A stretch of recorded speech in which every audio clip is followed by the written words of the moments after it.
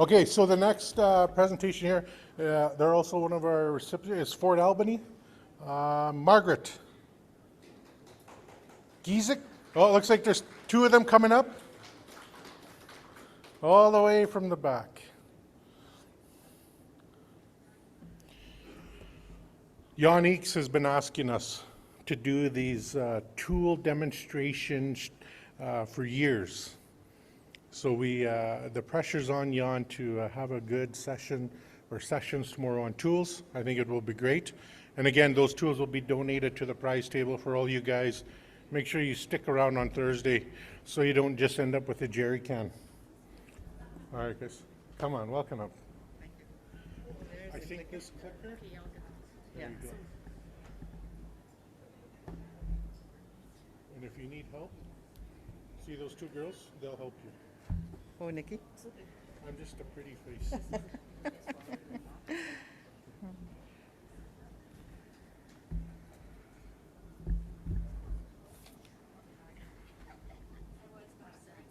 Okay.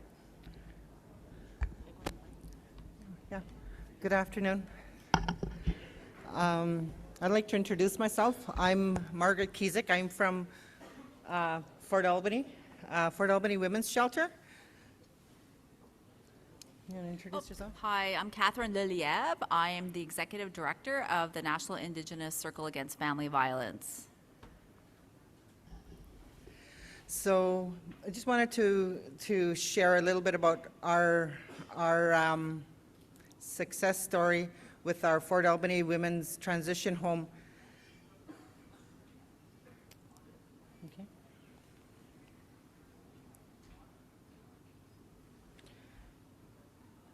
Doesn't go in. There it is. Okay. This is Fort Albany. We're situated along the James Bay coast in northern Ontario. We're a community of approximately 900. And we housed St. Anne's Residential School, one of the worst residential schools in Canada. So this is our community. Over there in the big green tall, that's the shelter. And so that's the aerial view of Fort Albany. Okay, go ahead.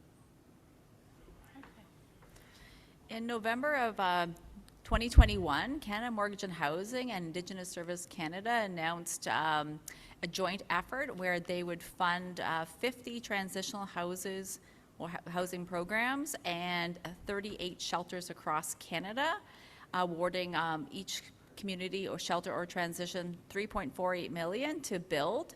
And Indigenous Services Canada agreed to provide the O&M dollars for operations and maintenance of the units. The purpose of the initiative was to create more shelters and transitional houses across Canada so women and children could flee domestic violence. And they have supportive services for 2S LGBTQ plus as well.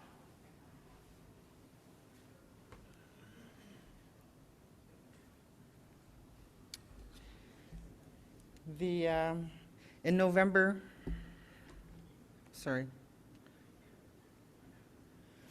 Fort Albany Women's Shelter opened in 2009 with 12 beds for women and children that were escaping family violence.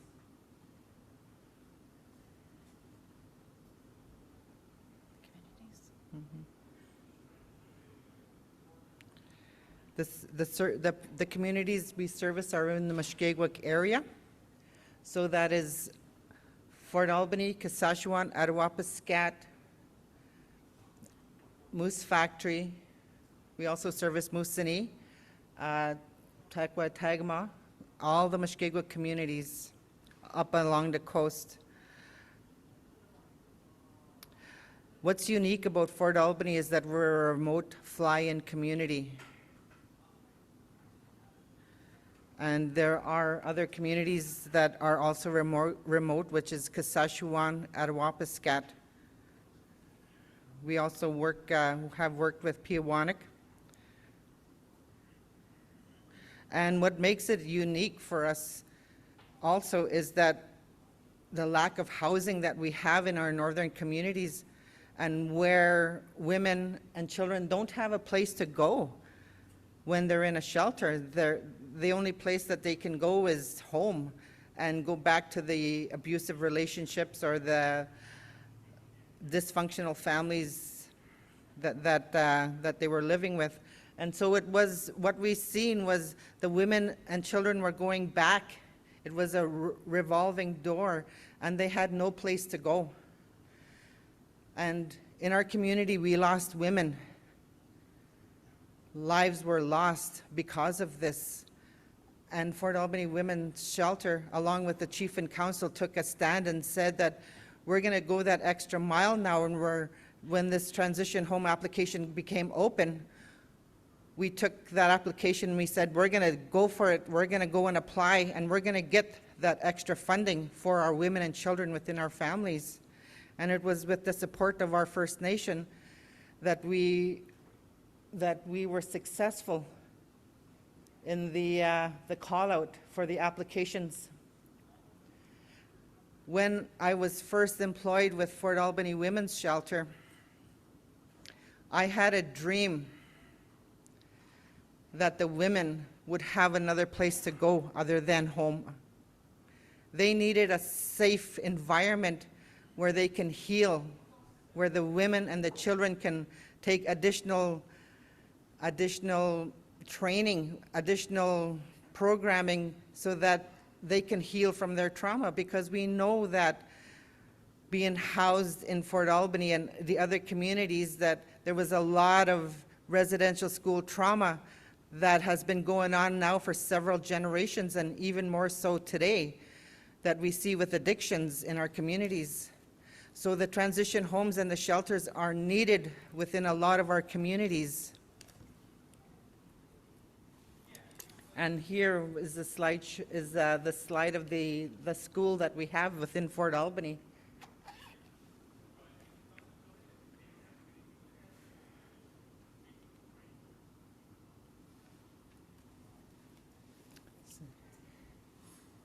July 28th, 2022. I'll never forget that afternoon. It was a life-changing call that I received, that we were successful in receiving a transition home for our women and our children. That dream that I had became reality at that time, and was a call from CMHC to advise us that our community was awarded the first transition home project within Northern Ontario.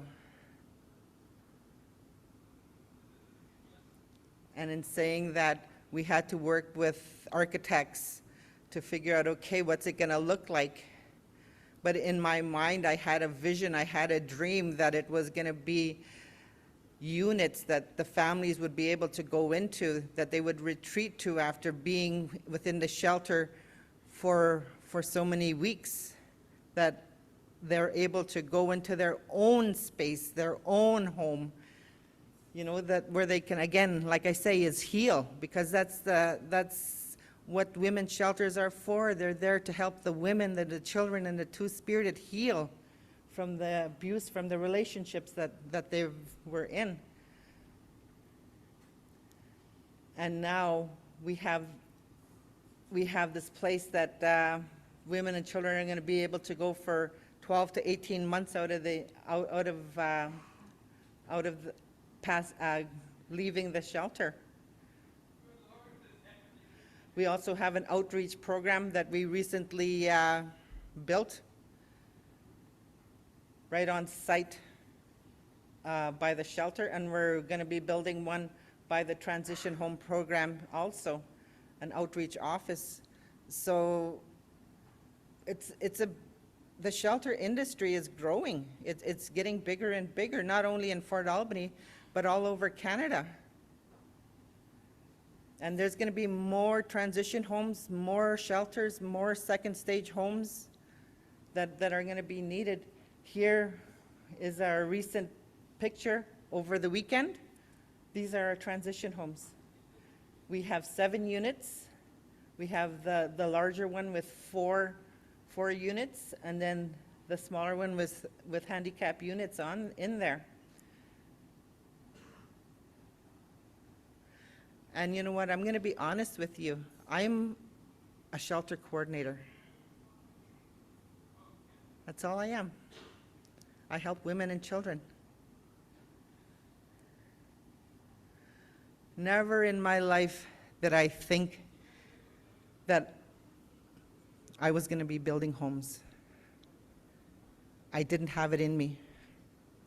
It was on that first call with CMHC, Melissa Martel. She says, Margaret, she says, you got the transition homes. And I'm like, should I be hiring a project officer? Like, how do I do this? What do I do? And she says, Margaret, it's okay. This is my first one too.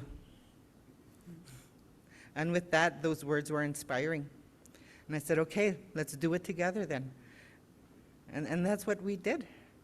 We had weekly, monthly, sometimes weekly, sometimes monthly, depending on where our project was, meetings, because there's a criteria that we had to follow, that we had to get to before we were given even a portion of that 3.46 million. So that's when we brought Mushkegowuk Technical Services on board. And you know what? I wouldn't have been able to be standing up here today without them being my biggest support, because I was open and honest with them, and I said, you guys, I need you guys take lead. I don't know nothing. I don't. But what I do know is the shelter perspective of it. And that's what they did. Thanks to Chris and David and others on the team. Ron, they led me through. They led me through the project. And they're still with me today on that project and working hard at it. We have monthly meetings even to this day. To be successful, you have to pull everyone's resources that they have and use that and lean towards the experience, the expertise in that field. And that's what they did. That's what we did as a team. We collaborated. And then we had the architect on board, and then he brought his knowledge in. And right now we're on our, I don't know how many, where is Chris? What do you call those things, Chris, whenever I make changes? I'm good at that. Because you know what, I'm not perfect at doing this, because I was like, oh my God, what did I forget? I forgot the security cameras. Okay, that's another change order, Chris. And then most recently was, Chris, generator, we need a generator backup. Okay, that's another change order. Margaret, go find money. So even with the transition home, where it was set up, is that there was no water and sewer hookups. So we had to go find $683,000 for that. And it's like, wow. So there's a lot of work in doing a project like this that involves a lot of key team players and a lot of expertise from different organizations. Even with Catherine, at the very beginning, she helped me with the proposal, and it's everything put together. This is the outcome here. So within the 7 fully independent housing units that are currently being built, 2 will be fully accessible with mobility issues. I've said that. The transition home units will not have been possible without the steadfast dedication of our contributors, who have been the driving force in ensuring the project has moved forward within budget and be fully operational on time. So this is the beginning of the end. The beginning for our families that are going to be coming into the transition home, but the end of the project that we're building. So it's very comforting to know, and it's very heartwarming to know that when you have a team, that you work together and build upon each other's resources, build upon each other's expertise, that nothing is impossible, nothing at all. Like I said, I didn't know diddly squat about housing, nothing, or even how to build a house. I wouldn't have known the 2x4 structure, the code and everything, but you know what? Like I said, if you're going to do something, you have to get a team together, find the experts, and get it done. What's after that?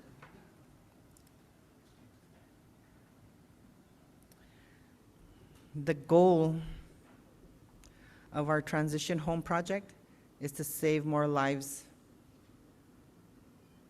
The lives of victims of domestic violence by providing long-term supportive housing. And this could not be driven without our chief and council,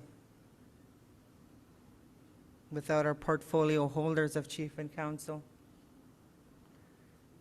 And it wouldn't have happened if we didn't work closely with Mushkegowuk Technical Services, or even the contracting company, Dobson's Contracting.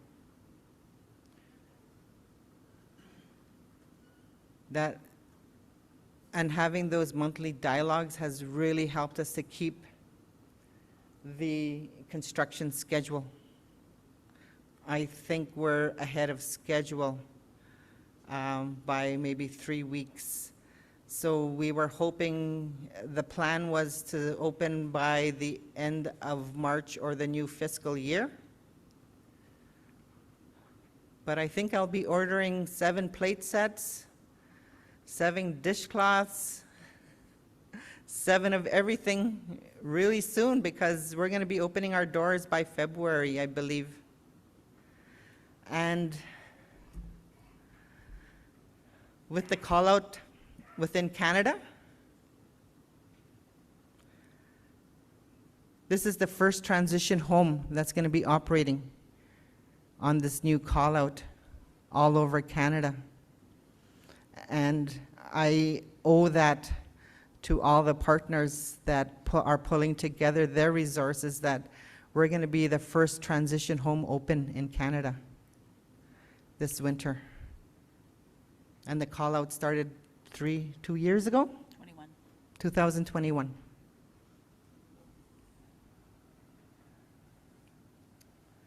So Dobson Contracting employs local laborers, both skilled and unskilled, but they also have a team too that they bring in to teach the job skills to those that are less skilled. And one of the things that I did when we first, after the land was cleared, one of the first things I did was I said, okay, we have to bless this land. We have to give thanks for this land, because it's the Creator who has made everything possible. And we had a ceremony of blessing that land, and we gave that land back and said, okay, God, Creator, whomever you may call your higher power, you take control here, because this land is going to be used for generations to come to help the women, the children, and the families that need that support and that help. And so we did a groundbreaking ceremony, and we had a sacred fire, and we had elders come in, and the chief and council, and we did a ribbon cutting. And we invited CMHC and a few others to come into the community to help us to bring blessing to not only the land, but also to the workers that will be working there, that there will be no accidents, that everything will be done safely, and that the build will be as best as it can be, because we have to have that faith and move forward and thinking and knowing that the Creator is always taking care of us and taking care of the families that we work for.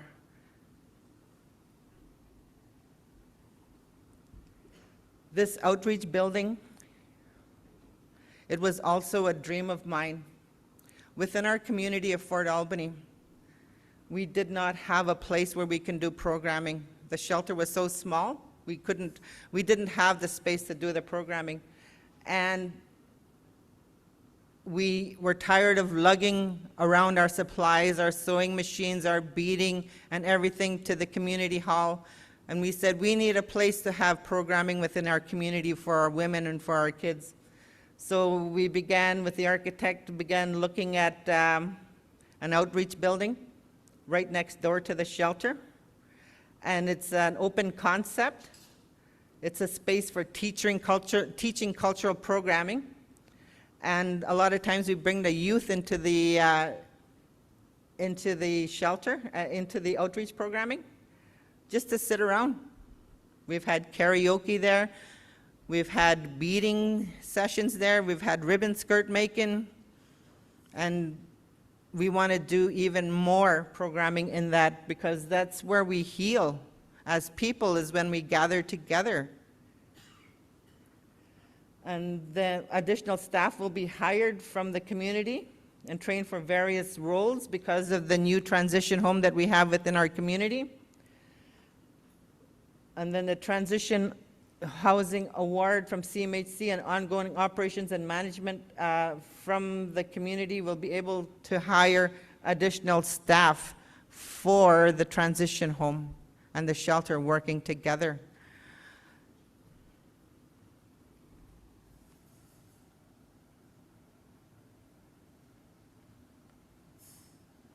Here's our beautiful Fort Albany.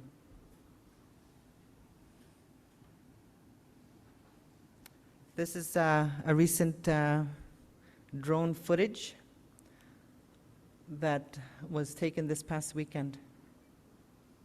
See the vibrant colors, the trees. We're taking all the bad that had happened in residential school. We're throwing that aside and we're going to focus on healing.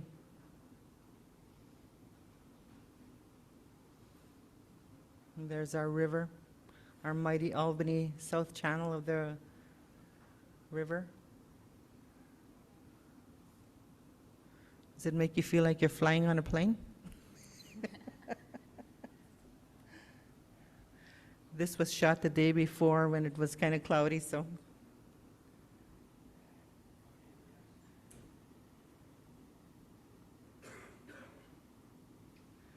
This is Fort Albany.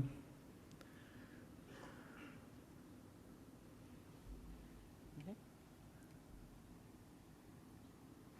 Again, Fort Albany community was negatively impacted by the residential school system, where almost every person attended one or a day school. Currently, the community is steeped in cultural traditional ways, and community feasts and celebrations are widely celebrated and attended. We are currently working on a mental health program, outreach building within our community. We are working on a detox outreach, not a detox, land-based detox within the First Nation. A lot of our work is working together in a hub, meeting the needs of the community.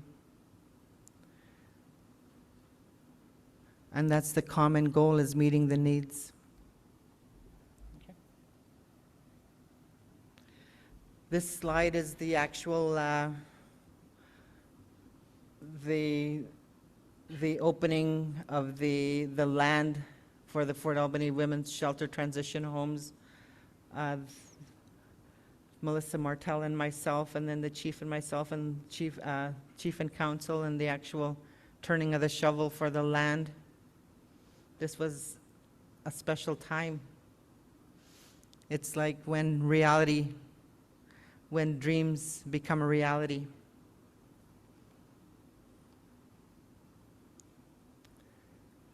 So again, the transition home project will serve the 7 families for 12 to 18 months while providing supportive therapeutic programming for women, children, and two-spirited to live a free life from violence. Victim of violence will no longer have to return to the abuser or the perpetrator after they complete a short-term crisis program that will be able to transition to a longer-term supportive housing for 12 to 18 months while they work on trauma-related issues from the impact of violence they've experienced. They'll also have a positive impact on children as they're able to get trauma counseling in early life, which will result in better outcomes for them and the next 7 generations of children growing up without witnessing or experiencing violence. Violence is a learned behavior, and the Fort Albany Women's Shelter is committed to unlearning the process and replacing it with strong cultural values of caring, going back to love being our foundation. Leading and gaining support from Chief and Council, CMHC, Indigenous Service Canada, on and off reserve agencies, NAPS, and neighboring Indigenous communities. I acknowledge that a successfully transition home application on reserve would not have been possible without the support from Chief and Council and other communities that we serve. We got a lot of support letters when we put in the application for transition homes.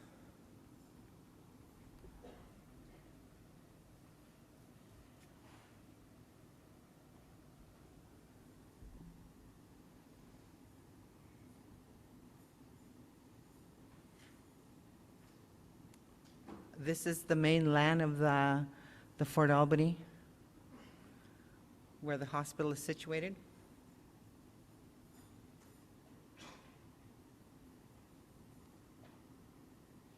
These are the contributors: Fort Albany Women's Shelter, Chief and Council, CMHC, Mushkegowuk Tech Services, and Dobson Contracting. Yeah, but that's all that we have, and I hope that you have, if you have any questions, Catherine and I will be around for a bit. If you have any questions with transition home or shelters or even the application process. Okay. Thank you.